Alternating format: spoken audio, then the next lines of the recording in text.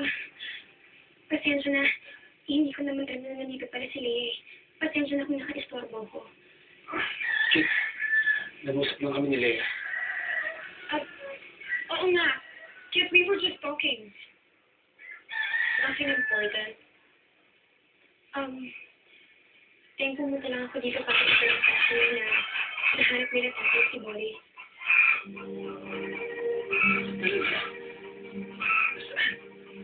Sa dating bahay ng mga ganyan. Nasa ospital na siya ngayon. Talaga?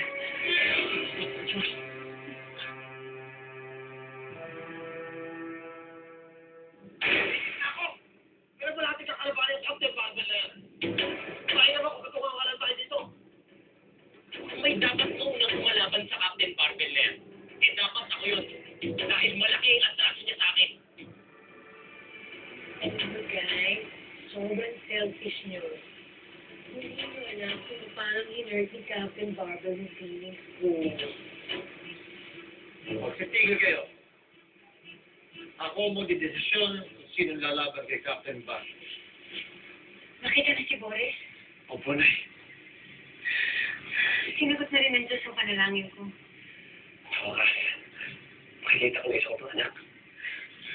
Kompleto na ang pamilya natin. Tinanggap ninyo ako bilang master. Napag-respetuhin niyo ang bawat desisyon at pag-utos ko. Adobe, adobe ka. Maganda kayo. Tuloy niyo mga belos. Gusto kong malingaw-ngawang iyak ang taong bayan ngayong gabi.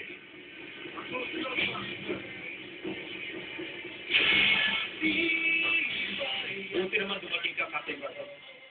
Akala, nag-aaksela kami sa akin. Minsan ako ng tinalong bawat Israeli.